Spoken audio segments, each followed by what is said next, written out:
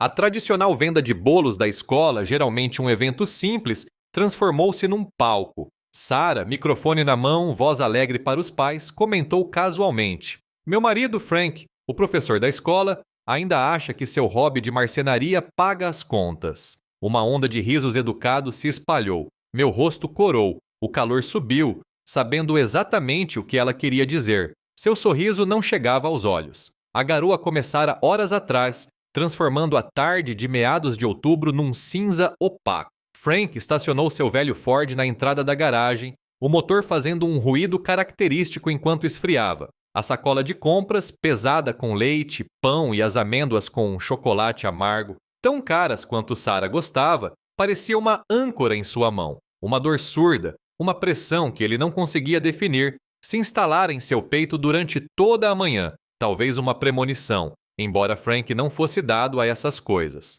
Ele preferia fatos, a madeira palpável, as medidas precisas de uma planta. Ele entrou, sentindo o aroma familiar do aromatizador de lavanda de Sarah e um leve cheiro metálico de sua própria oficina no ar. Ao entrar no pequeno corredor, ouviu a voz de Sarah, clara e amplificada pelo silêncio da casa. Ela estava ao telefone, no nicho onde ficava o telefone fixo, embora geralmente preferisse o celular. Seu tom era leve, indiferente. Vou deixá-lo, mãe, disse ela com uma risadinha após as palavras. Não dá mais para ser casada com um professor com mãos de carpinteiro. Frank congelou. A sacola de compras, um saco de papel pardo do mercado Miller, ameaçava rasgar. A caixa de leite em sua mão esquerda, o delicado pacote de amêndoas com chocolate em sua direita, pareciam perigosamente prestes a escorregar. As palavras o envolveram, frias e pesadas, como uma repentina tempestade dentro da casa silenciosa. Suas próprias mãos, calejadas e fortes por anos ensinando história para alunos do 7º ano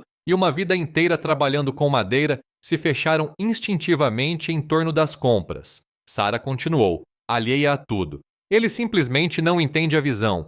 Dale Hanson, meu co-apresentador, ele entende. O canal de estilo de vida, o podcast, é um mundo muito maior do que esta cidade, mãe. Ela fez uma pausa, ouvindo. Frank conseguia ouvir o leve tremor na voz da mãe, um murmúrio insistente.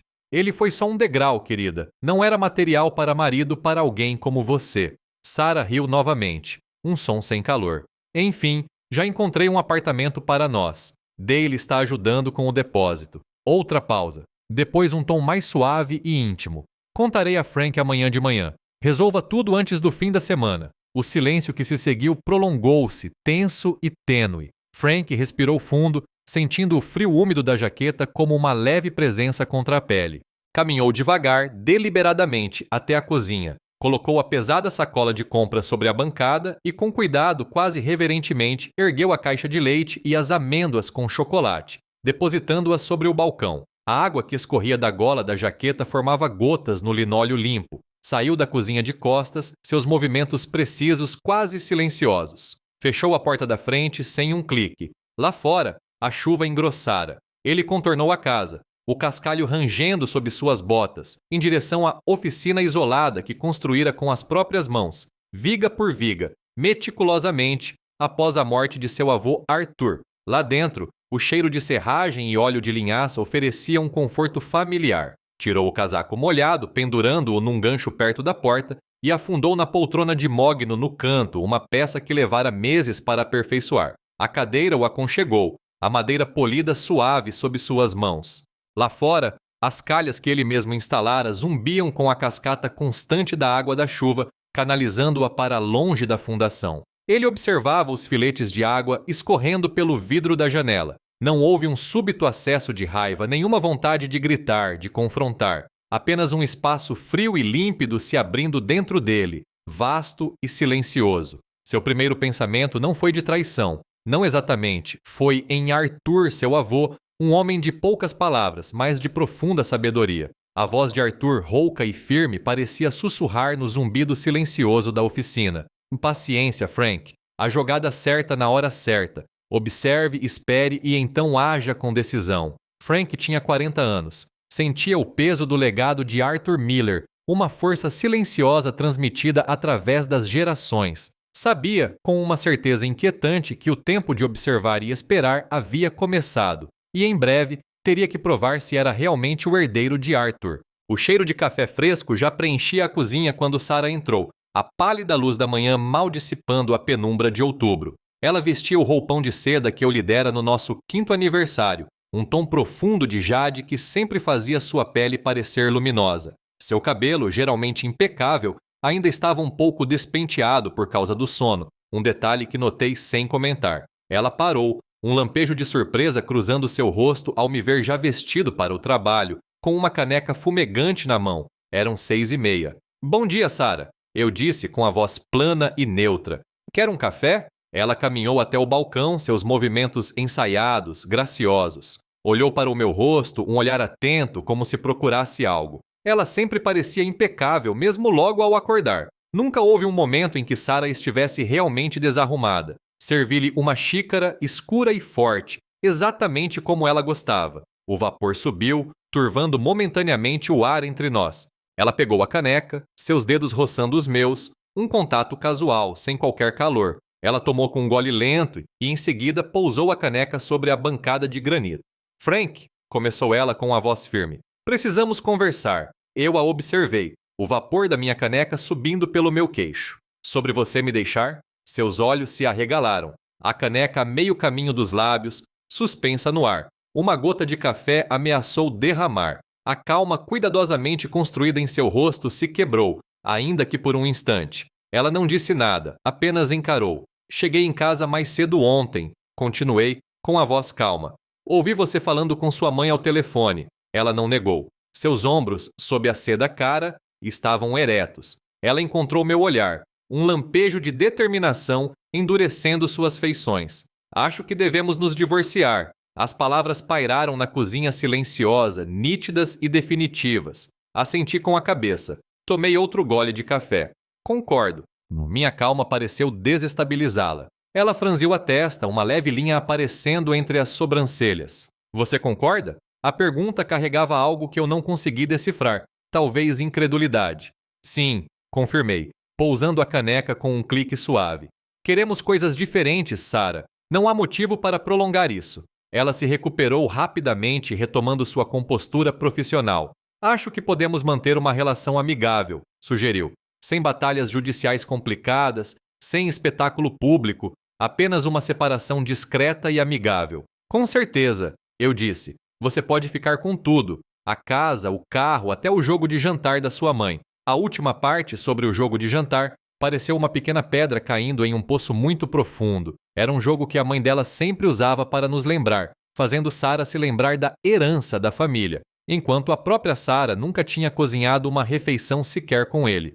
Seus olhos se estreitaram por um breve instante, um lampejo de algo aguçado, seguido por um lampejo de triunfo, rapidamente disfarçado por uma demonstração de preocupação compassiva. Isso é muito generoso, Frank, tem certeza? Sua voz estava mais suave agora, quase gentil.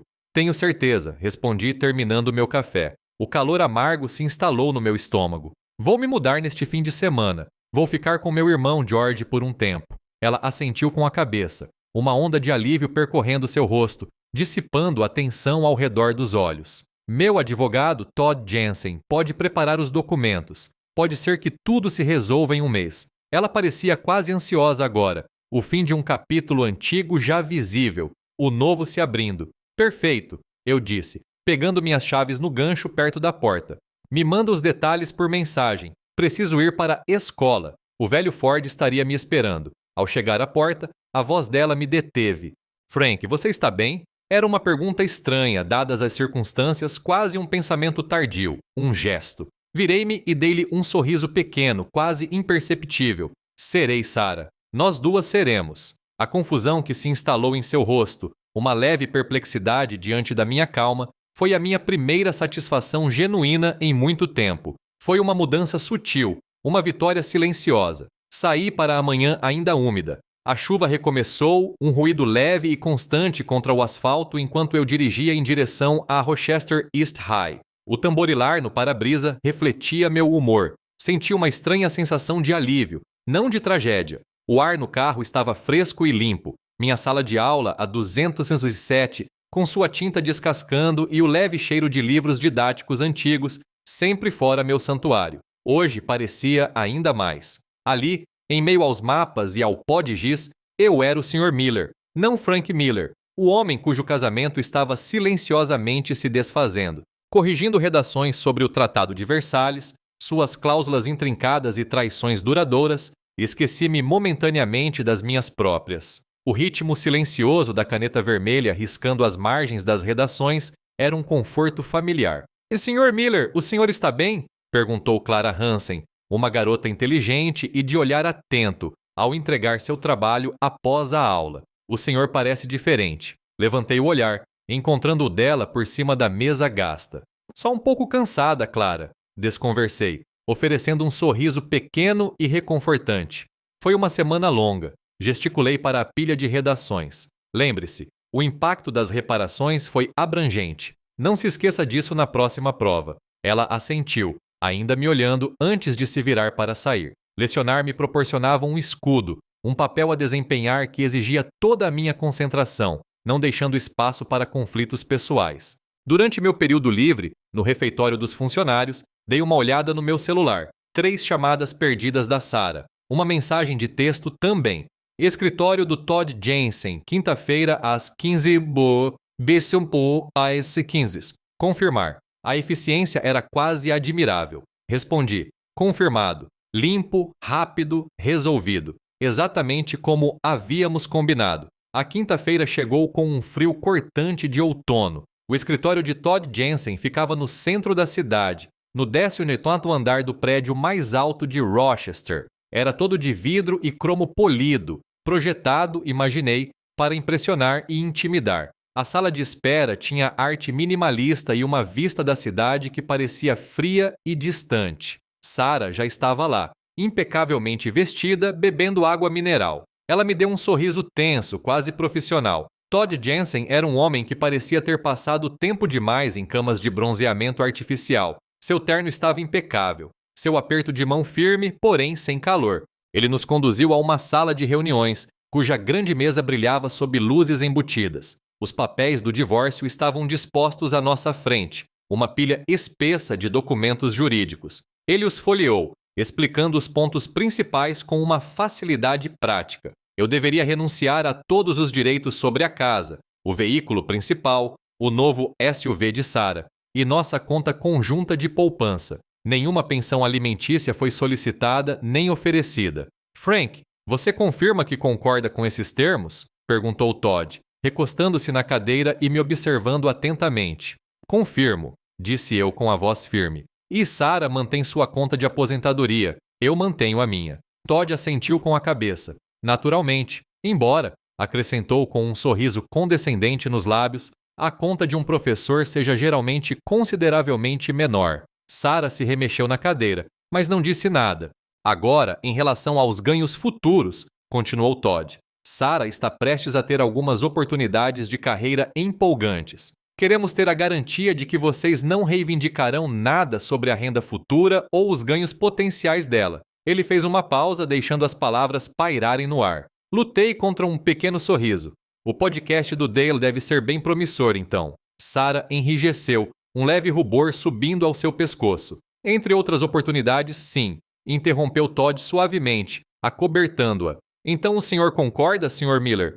Com certeza, respondi, encarando-o. Não quero nada em relação aos projetos futuros de Sarah, e confio que ela não quer nada em relação aos meus. Meus olhos se voltaram para Sarah, que desviou o olhar. Peguei a caneta que ele me ofereceu e assinei cada página sem pressa, lendo o jargão, certificando-me de que cada detalhe estava de acordo com o que eu entendia. Todd me observava, com uma leve decepção no rosto, talvez esperando alguma discussão, alguma hesitação de última hora. Mas não houve nada. Quando terminamos, Sarah me acompanhou até o elevador. Sua compostura, tão cuidadosamente mantida, vacilou por um instante. Eu nunca quis te magoar, Frank, disse ela, com a voz mais suave do que estivera nos últimos dias. Olhei para ela, olhei-a de verdade. Seu rosto era uma máscara de arrependimento ensaiado. Eu sei, respondi em voz baixa. Você só queria me usar até que algo melhor aparecesse. Suas bochechas coraram. Uma cor mais intensa e incontrolável desta vez. Ela abriu a boca para falar, mas as portas do elevador se abriram. Entrei. Quando fecharam a porta, interrompendo-a, Permiti-me um pequeno sorriso discreto. A primeira fase estava concluída. Naquele fim de semana, mudei meus poucos pertences, principalmente ferramentas e livros, para a antiga cabana de caça do meu irmão George. Era pequena, isolada, um bom lugar para ficar em silêncio. Disse a todos que estava hospedado em um quarto de hóspedes na casa de George na cidade, querendo manter a aparência de um homem que havia perdido tudo e estava simplesmente tentando se reerguer. Comecei a dirigir minha velha caminhonete enferrujada com mais frequência do que o carro da família que eu havia deixado para Sarah. Vestia roupas mais velhas, deixei a barba crescer, cultivando a imagem de um homem que não se importava mais com as aparências. Um homem humilde diante das circunstâncias,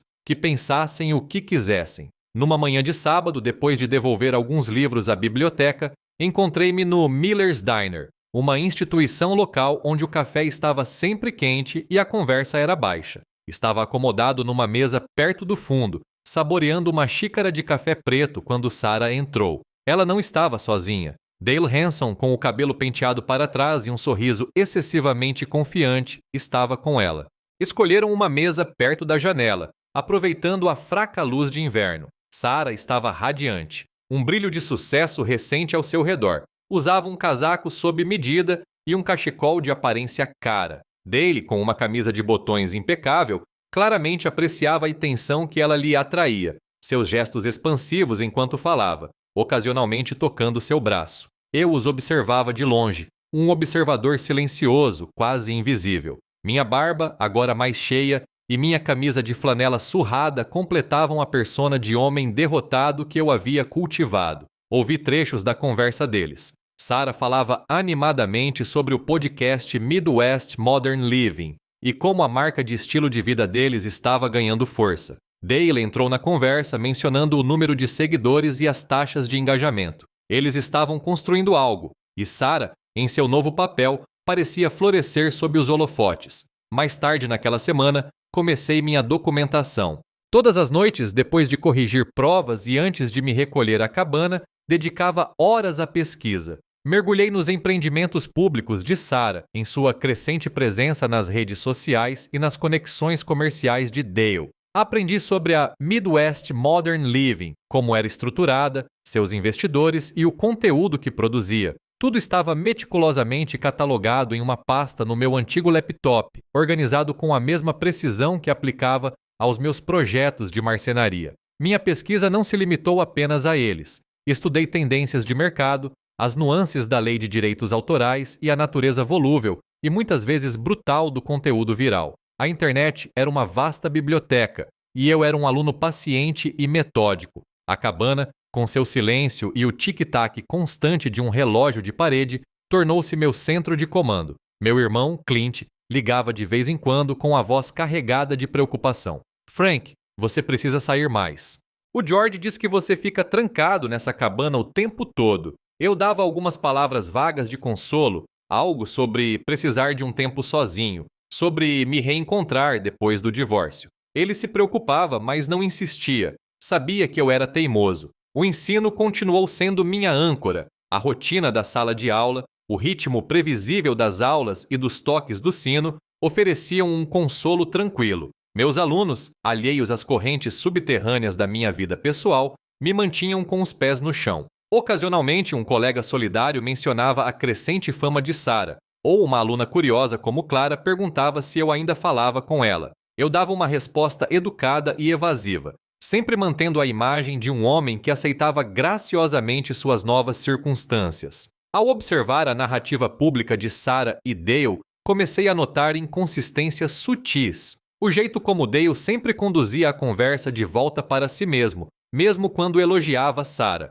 O jeito como os olhos de Sarah se voltavam para ele em busca de aprovação, mesmo quando ela falava com uma confiança ensaiada. Não era algo óbvio, mas estava lá, como um nó discreto em um pedaço de madeira, visível apenas para um artesão. Combinei de me encontrar com um velho amigo da faculdade, Mark, um advogado de patentes que agora trabalha em Chicago. Nos encontramos em uma cafeteria neutra durante uma de suas raras visitas a Rochester. Enquanto tomávamos um café morno, discretamente perguntei sobre propriedade intelectual, participação em empreendimentos colaborativos e as armadilhas dos contratos de parceria, apresentando a questão como um caso hipotético para um amigo. Mark, perspicaz e minucioso, me deu informações valiosas, esboçando cenários e precedentes legais em um guardanapo. Na minha oficina, o aroma de cedro recém-cortado preenchia o ar. Passei horas ali, criando peças intrincadas que exigiam imensa paciência e precisão. Uma caixa de joias feita sob medida, um tabuleiro de xadrez ornamentado, cada encaixe perfeito, cada superfície lixada até obter um acabamento sedoso. Tudo refletia meu planejamento, lento e deliberado, cada passo calculado. Por meio de minhas pesquisas contínuas, um padrão nos negócios de Dale Hanson começou a emergir. Um histórico de apropriação indevida de créditos, de burla às normas legais e de exploração do entusiasmo para ganho pessoal. Era sutil, presente em artigos antigos e postagens esquecidas em fóruns, mas estava lá. Coletei os dados, cruzei informações e construí um dossiê completo sobre a Midwest Modern Living, seus investidores, sua estrutura jurídica e sua estratégia de conteúdo. As peças começaram a se encaixar. Meses se transformaram em um ano. A marca Midwest Modern Living de Sarah, impulsionada pelo marketing agressivo de Dale e por sua apresentação impecável, parecia imparável.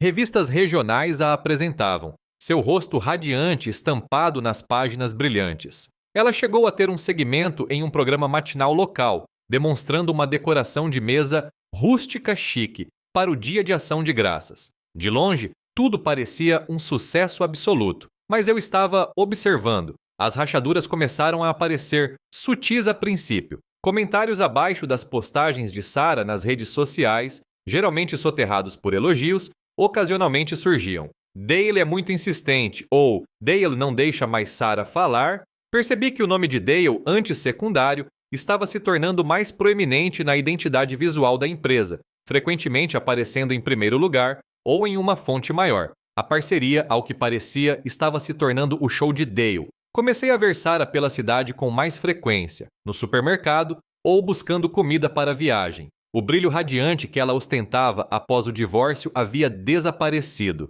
Seus movimentos pareciam apressados, seu sorriso mais tenso. Havia um leve estresse em seus olhos, um lampejo daquela antiga ansiedade que eu costumava reconhecer antes de ela construir sua imagem pública. Então, os sussurros começaram. Vieram de uma fonte inesperada, um conhecido distante que trabalhava na mídia local. Dale estava tendo um caso, uma assistente de produção mais jovem da equipe, alguém que mal tinha saído da faculdade. A notícia caiu como um baque silencioso. Refleti sobre como usar essa informação, mas a sensação não era a certa. Era uma arma, sim, mas não a jogada decisiva. Ainda não.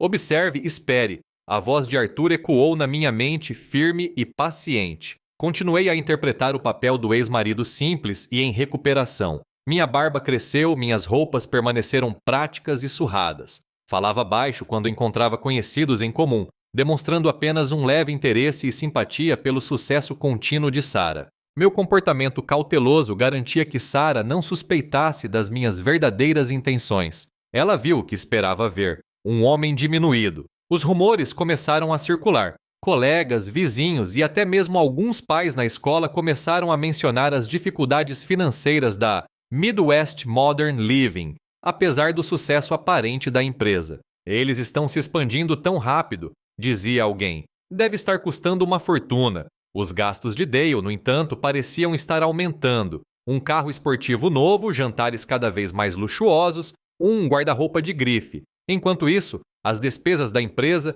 conforme pude apurar em documentos comerciais públicos, pareciam superar seus lucros reais. Não fazia sentido. Minha investigação discreta se intensificou. Descobri que Dale vinha contraindo empréstimos usando a Midwest Modern Living como garantia, sem total transparência, para todas as partes envolvidas. Era uma teia complexa de letras miúdas e cláusulas ocultas. Então, enterrada em alguns documentos antigos dos registros iniciais da empresa de Sarah, algo que eu havia ignorado antes, encontrei uma cláusula esquecida sobre propriedade intelectual que, sob certas circunstâncias, indicava uma possível vulnerabilidade. Era um fio tênue, mas estava lá, à espreita. Comecei a fazer uma série de denúncias anônimas, não acusações sensacionalistas, mas sugestões sutis, e-mails para blogs do setor, telefonemas discretos para veículos de notícias locais, apontando para práticas comerciais questionáveis dentro da Midwest Modern Living. Não impliquei diretamente Dale ou Sarah, apenas plantei sementes de dúvida sobre a integridade financeira da marca e a ética de sua rápida expansão. Queria que as perguntas surgissem organicamente, de fora, como uma correnteza lenta erodindo a margem de um rio. Certa noite, meu telefone tocou. Era a mãe de Sarah, algo raro desde o divórcio. Sua voz, geralmente firme e opinativa, estava carregada de uma preocupação incomum. Ela expressou inquietações vagas sobre a carga de trabalho de Sarah, sobre o quão exausta ela parecia e sobre a crescente influência de Dale. Mantive a calma, ouvindo pacientemente, oferecendo apenas respostas compreensivas, porém evasivas. Parece muita coisa para ela, eu dizia. Ou Dale parece ser um homem ambicioso. Deixei que ela tirasse suas próprias conclusões, observando a imagem que ela tinha da nova vida perfeita de Sarah começar a desmoronar. Às vezes, a ação mais eficaz é deixar que os outros descubram a verdade por si mesmos. Fique até o final para ver como as escolhas custosas da vida se desenrolam. As sementes que eu havia plantado começaram a germinar. Primeiro, sussurros. Rumores sobre dificuldades financeiras da Midwest Modern Living começaram a circular nos círculos sociais locais e, em seguida, em fóruns online. Era vago, mas persistente. O jornal local, geralmente focado em futebol americano do ensino médio e reuniões da Câmara Municipal, publicou uma leve reportagem sobre os ganhos inflados de influenciadores, insinuando sutilmente a marca de Dale sem citar nomes. O artigo questionava a sustentabilidade de tais empreendimentos, e o público começou a prestar mais atenção. O mundo cuidadosamente construído por Sarah começou a mostrar sinais de desgaste. Os comentários em suas postagens, antes predominantemente positivos, agora incluíam questionamentos sobre a autenticidade do conteúdo, sobre endossos de produtos e sobre o verdadeiro valor da marca. Eu observava as aparições públicas de Sarah, notando a crescente energia frenética por trás de seus sorrisos forçados. Seus olhos, antes brilhantes de ambição, agora revelavam um olhar desesperado. Ela lutava para manter a imagem alegre, a fachada começando a ruir sob o peso do escrutínio público. Então veio o caso. Uma ex-funcionária insatisfeita, provavelmente a assistente de produção que Dale havia dispensado, vazou fotos. Nada explícito, mas o suficiente para confirmar os rumores. As imagens mostravam Dale e a assistente em situações comprometedoras, flagrados em momentos espontâneos que diziam muito. Isso causou um pesadelo de relações públicas rápido e brutal para Midwest Modern Living.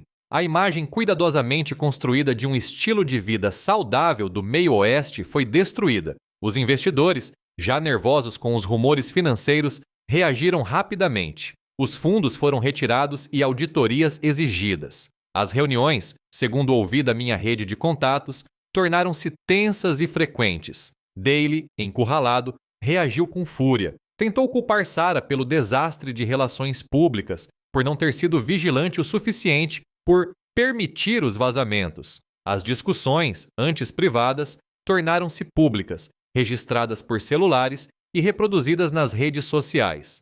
A parceria estava se desfazendo. Continuei meu trabalho nas sombras. Através de contatos cuidadosamente cultivados, assegurei que certas informações comprometedoras sobre os fracassos empresariais passados de Dale, um empreendimento .com fracassado, um negócio imobiliário obscuro, chegassem a pessoas-chave. Um jornalista conhecido por seu espírito investigativo, um ex-investidor insatisfeito. Esses fatos, apresentados no momento certo, solidificaram a narrativa de Dale Hanson como um charlatão, um homem com um histórico de trapaças e um rastro de destruição. Certa tarde, meu telefone vibrou com um número desconhecido. Era Sarah. Sua voz estava tensa, fina, quase irreconhecível. Frank, eu não sei o que fazer. Tudo está desmoronando. Ela parecia desesperada, implorando por conselhos. Mantive minha postura distante e simples. Parece uma bagunça, Sarah. Eu disse com a voz plana, sem emoção. Espero que você consiga resolver isso.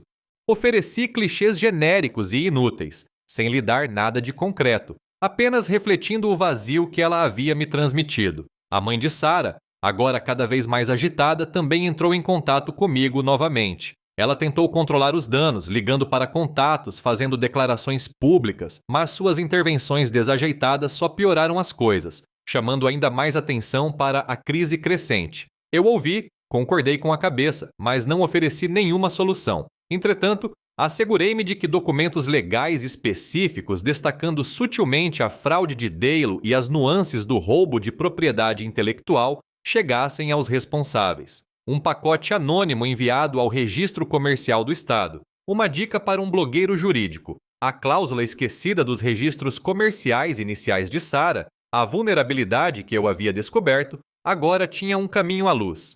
Também divulguei cuidadosamente os detalhes das dívidas pessoais de Dale, revelando como elas estavam intrinsecamente ligadas às finanças da empresa. A informação, antes privada, tornou-se pública, expondo o precário castelo de cartas financeiro que eles haviam construído. Isso levou o banco local, onde Dale e Sarah mantinham suas contas comerciais, a iniciar uma investigação interna, desencadeada por mais uma denúncia anônima que chegou à mesa de um gerente de empréstimos. Observei, impassível, da minha cabine silenciosa, enquanto o império que Sarah construíra, aparentemente às minhas custas, começava a desmoronar lenta e irremediavelmente. Os pedaços estavam caindo, exatamente como eu havia planejado meticulosamente. A represa finalmente se rompeu. O canal Midwest Modern Living enfrentou múltiplos processos judiciais. Investidores, sentindo-se lesados, e ex-funcionários, sem receber seus últimos salários, se manifestaram em massa.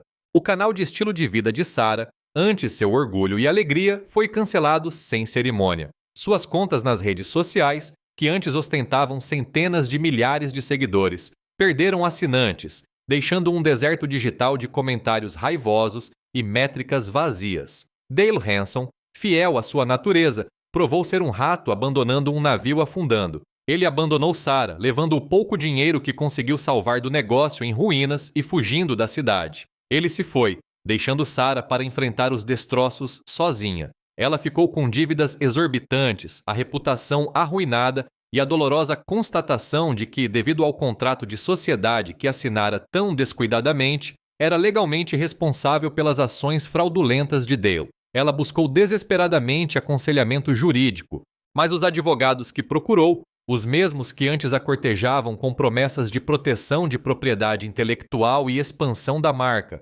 agora ou balançavam a cabeça, relutantes em aceitar um caso tão delicado, ou exigiam honorários exorbitantes que ela não podia mais pagar. Os escritórios grandiosos e com paredes de vidro que antes simbolizavam sua ambição, agora pareciam fortalezas inacessíveis. Então, num último ato desesperado, ela me encontrou. Eu estava na minha oficina, lixando o tampo de uma mesa de bordo, quando o som familiar do carro dela passando pela brita chegou até mim. Ela entrou, um fantasma do que fora. Seu cabelo estava despenteado, suas roupas amassadas, e havia um olhar assombrado e exausto em seus olhos. O hobby de seda e os casacos sob medida haviam sumido, substituídos por um moletom desbotado. Ela estava desarrumada, uma casca vazia. Ela parou logo na entrada, o cheiro de serragem e óleo de linhaça preenchendo o pequeno espaço entre nós. Seus olhos, com as bordas vermelhas, encontraram os meus.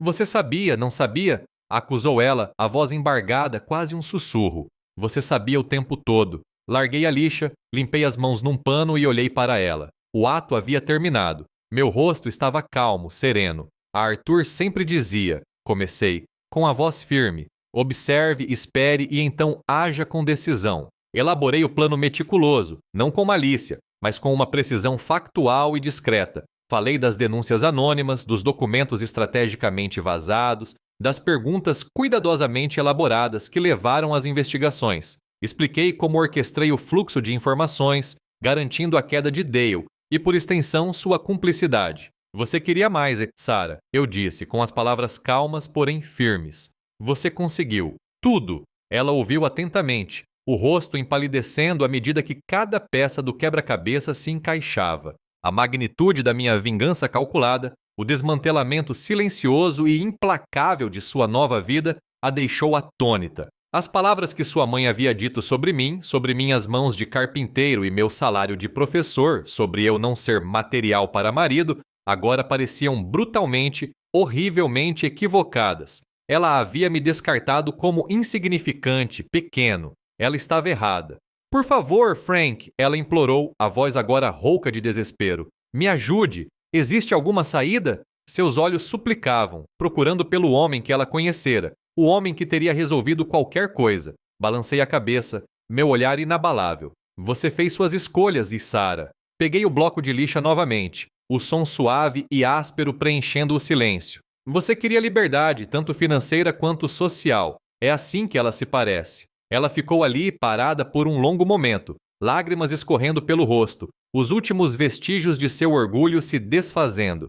Então, com um soluço abafado, ela se virou e saiu, seus passos pesados no caminho de cascalho. Ela partiu, completamente destruída, encarando as consequências nuas e cruas de sua ambição e de sua traição. Enquanto o carro dela desaparecia na estrada de terra, senti uma profunda sensação de alívio. O peso que se instalara em meu peito um ano atrás, a dor silenciosa da traição, finalmente se dissipou. O ar na oficina parecia mais limpo, mais leve. As consequências do caso Midwest Modern Living foram abrangentes e brutais. Sarah Bell tornou-se um exemplo a ser evitado nos noticiários regionais. Sua imagem de sucesso cuidadosamente construída se desfazendo em desgraça pública e ruína financeira. A casa que eu generosamente lhe deixara no divórcio, junto com seu carro novo, teve que ser vendida, peça por peça, para cobrir a montanha de dívidas que Dale havia acumulado em seu nome.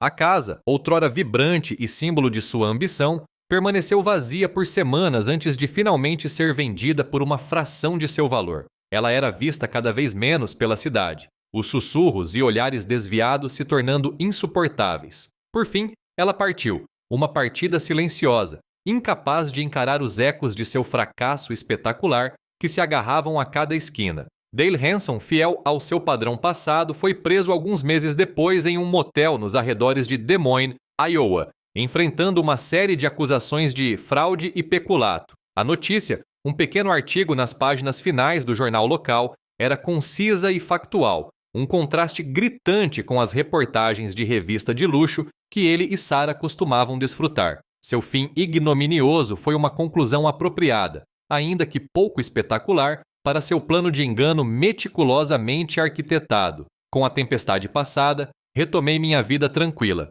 Eu era novamente o Sr.